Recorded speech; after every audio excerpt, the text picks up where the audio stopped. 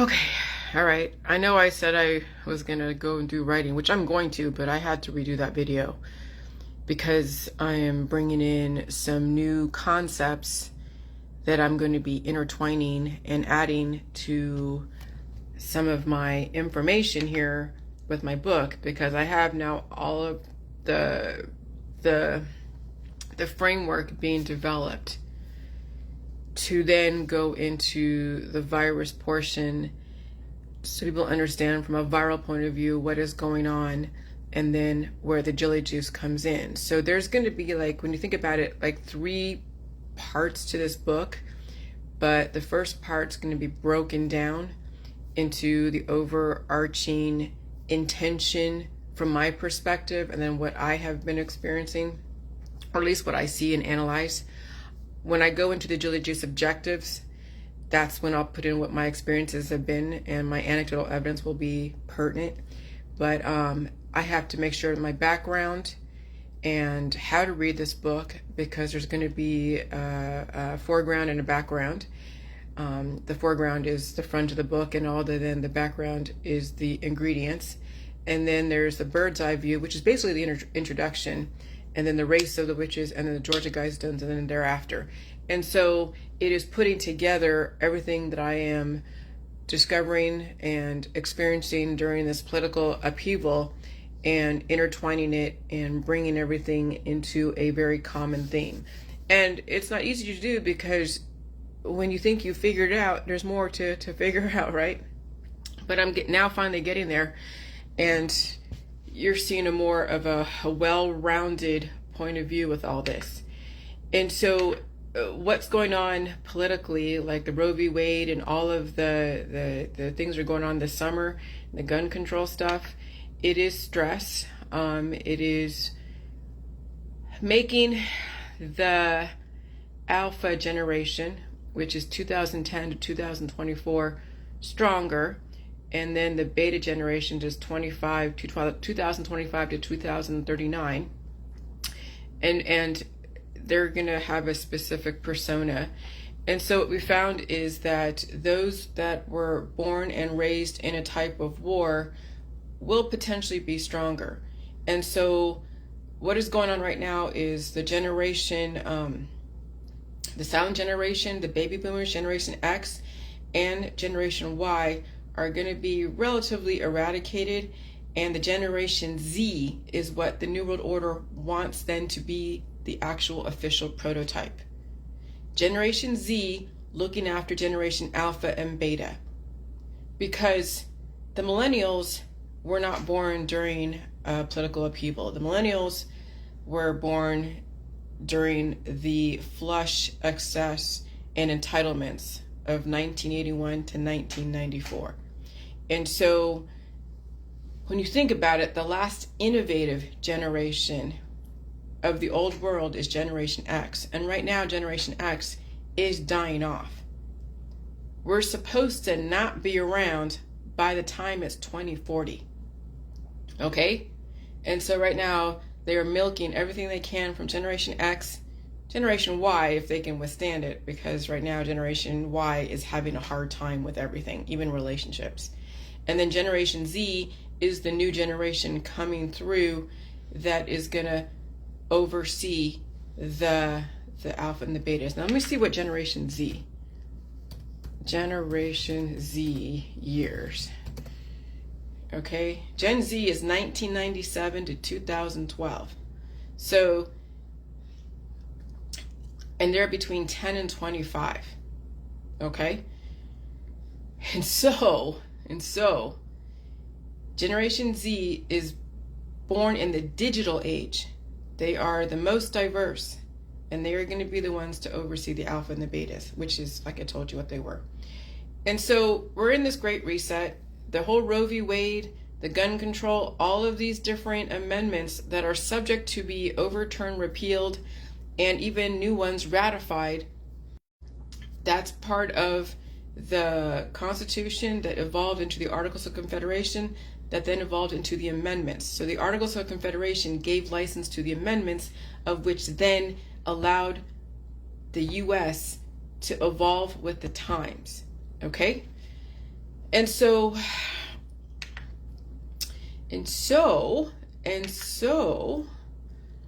let me just go through really quickly. I think I probably said everything I needed to say when you think about it, because I just shortened it up. But America is the last great experiment.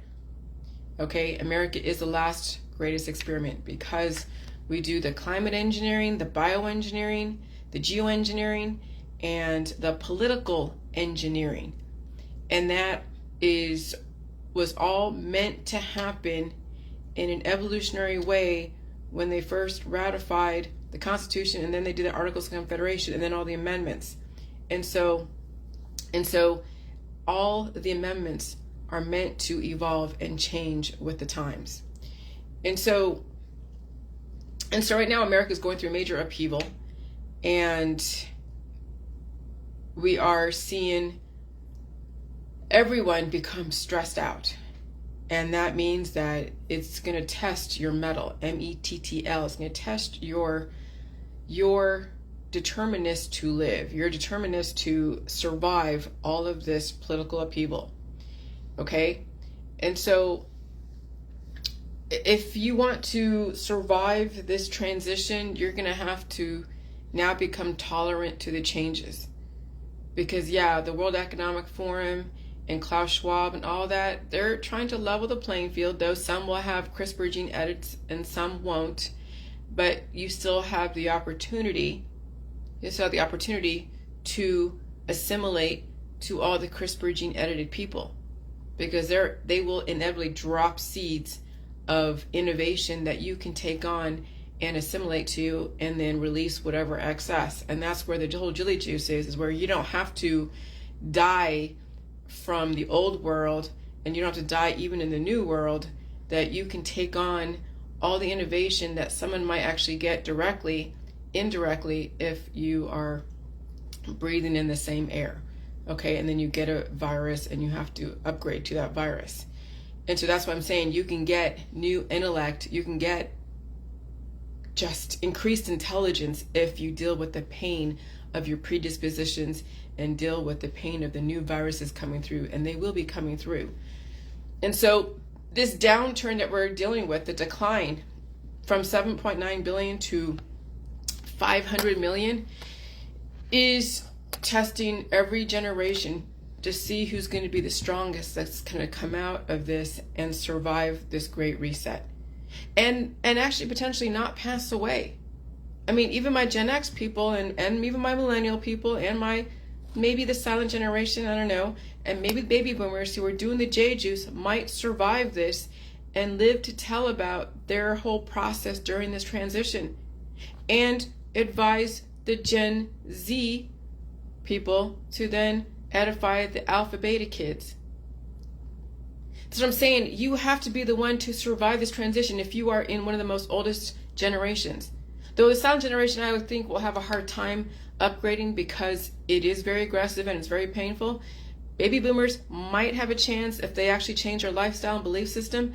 But when you think about it, the Gen X has a chance to be not only innovative, but also evolve and then merge in with the Gen Z people. And so then the X and the Z people can work together, and the Y is done away with, unless the Generation Y can assimilate and actually fight for something rather than have it being given to them.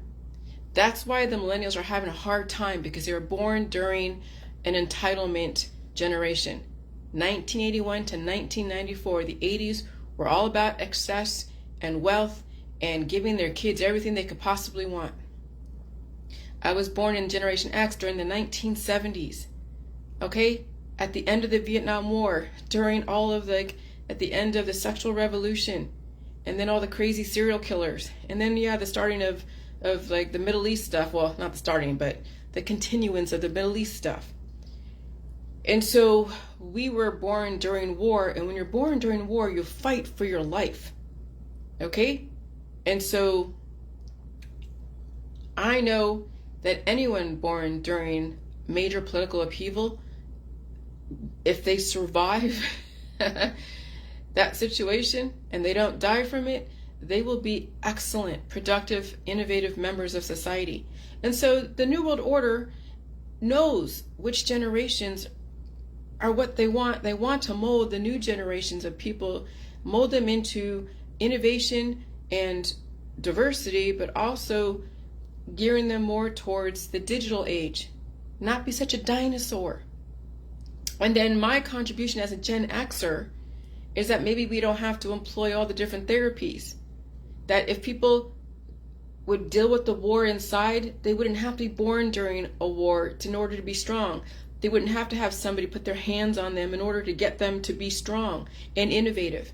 Because that was the whole MK Ultra, spanking your kids and using extreme forms of violence to get innovation out of people. No, when you deal with these viruses and you feel the pain and you're not scared of cancer, disease, and chronic illness, you will be innovative, and you're taking on the viruses that have innovation. You're not trying to resist them or counter them or do anything to stop them. You are merging in with them.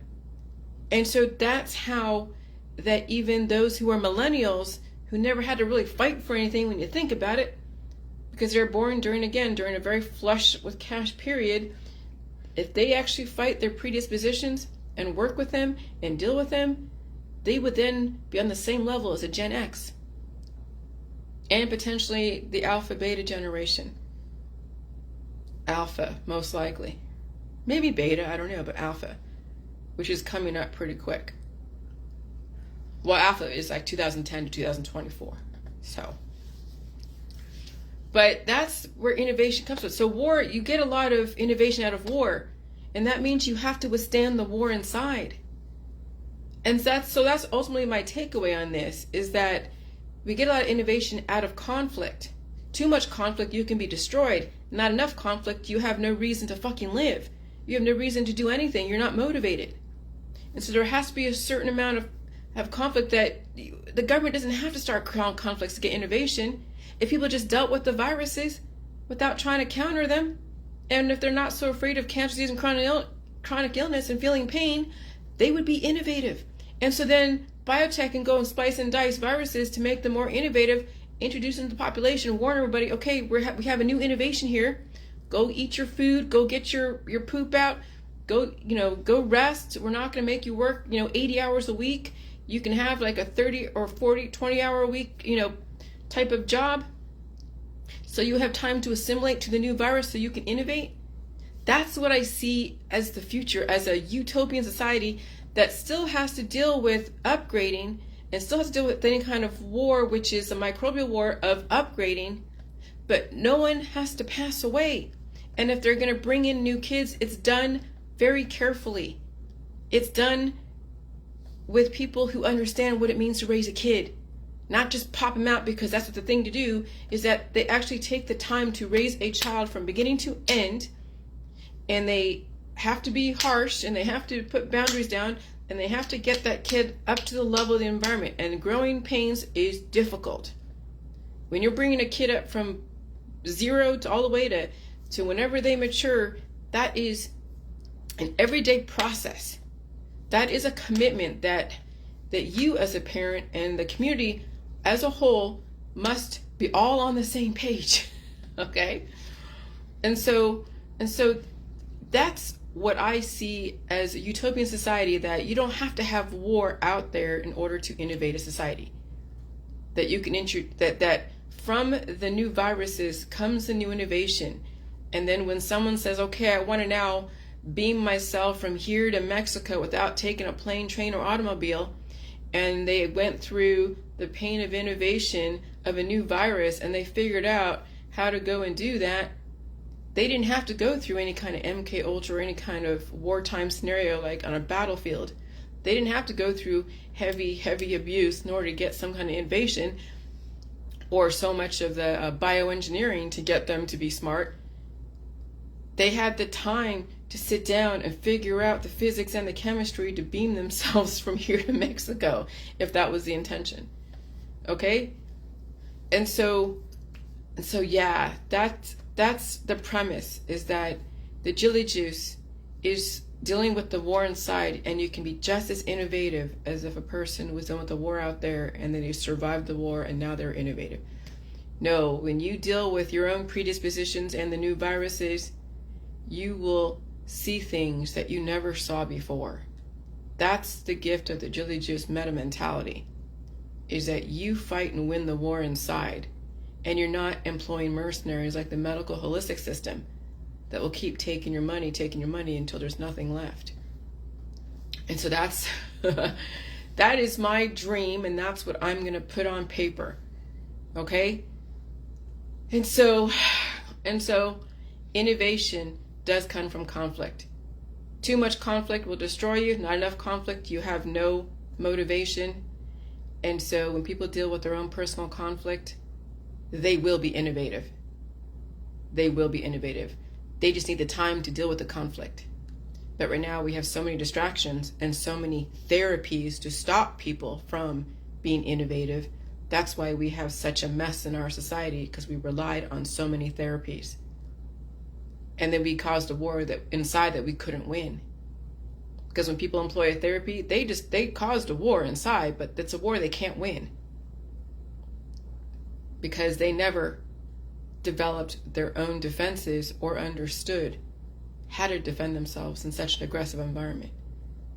And so yeah, me as a Gen X, I want to now put forth a new innovation, which is we do not have to resort to an outside war where we declare an enemy on a person, place, or thing, that we deal with our own war inside, because we have procreated so many children with deficits that now we have people who just can't seem to level up no matter how hard they try. They were never taught how to do it because they were relying on therapies and somebody else to go and manually open and close their own channels and valves. And that's how you're going to get people who will live from excess, who will react, and who are easily manipulated. And you're seeing it right now. All right, that's all I'm saying. Have a good day. Bye.